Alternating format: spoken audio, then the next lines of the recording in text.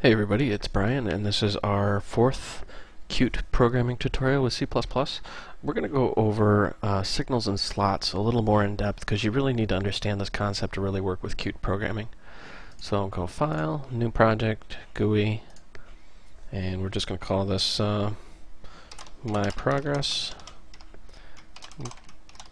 Give it a path, and just leave the defaults for now, and no version control.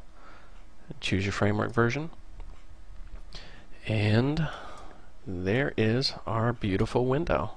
What we're going to do is we're going to drag a progress bar and a horizontal slider, and you can just right click on the toolbar and go remove toolbar, and you can do the same thing for slider for now. Maybe if I could find it here, move status bar, there we go. And then let's just resize this. One handy thing you can do is you can actually select your objects, right click and go to layout, or you can use these snazzy buttons up here and you can select different types of layouts. We'll get into layouts in other tutorials, but for this one just do a vertical layout. Alright, now we've gone over signals and slots before. You click the edit signal slot button, and then you choose the control that has the signal, in this case the slider. Click and drag to the control that has the slot that you want. And when you do that, a window appears, and you can choose the signal and the slot. The signal in this case is the horizontal slider's value changed. And notice it has a argument of an integer. And what that does is it says when the value of that slider is changed, when the user moves it, we're going to emit this signal of value changed.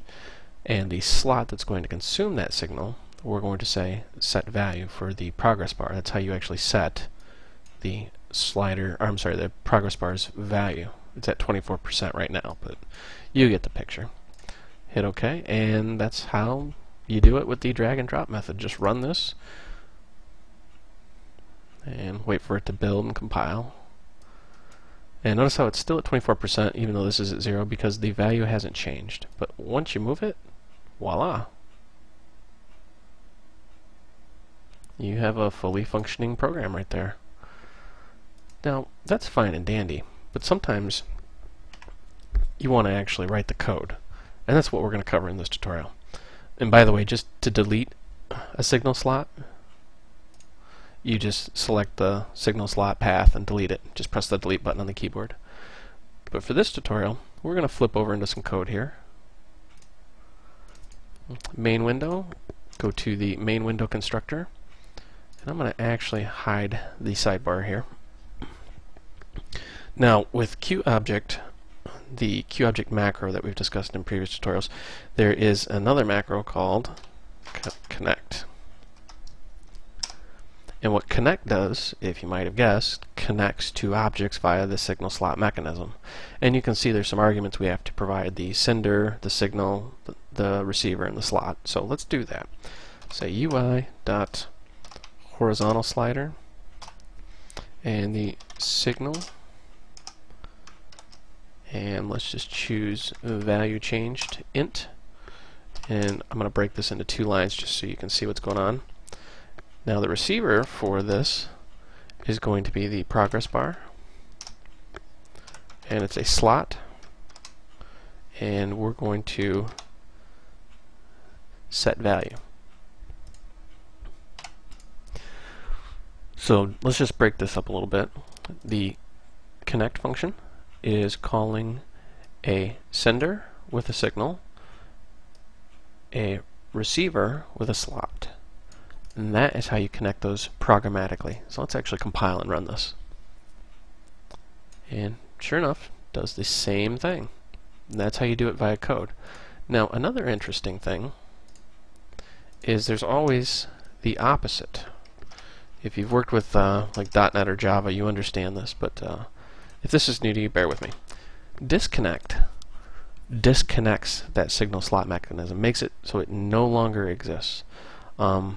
You can connect multiple signals to multiple slots.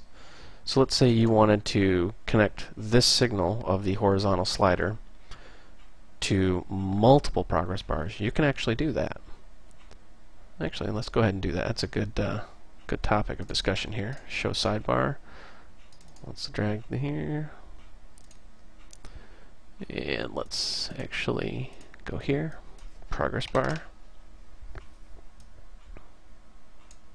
So now we have two progress bars. We have progress bar and progress bar underscore 2. That's just the default naming convention. You see the object name there.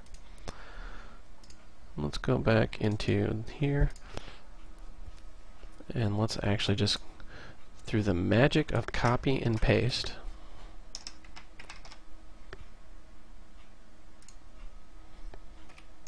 anybody remember the name of that control? I think it was underscore 2. We'll find out here in a minute.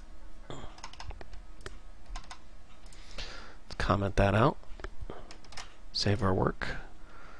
Let's build and run. And sure enough, as you can see, we have one signal being emitted, this horizontal slider, and it's being consumed by two slots, these two progress bars. It's pretty interesting how you can do that. Now, let's say we wanted to just disconnect that first one. Remember, this is progress bar. Take a moment, look at this code. What do you think is going to happen? Well, if you guess that progress bar 2 will work and progress bar will not, you guess correctly. Let's actually run this, and you can verify that that works. So that is signals and slots in their very basic sense. I'd love to say they get much more difficult and much more complex, but really, they don't. That's all you need to know. 99% of Qt programming is based on the signal slot mechanism as far as objects communicating with each other, including multi-threaded objects talking to each other. So it's a very, very good idea to get very good with signals and slots. So I encourage you to follow this tutorial and practice and try your own things. Alright, this is Brian. Thank you for watching. I hope you found this video educational and entertaining.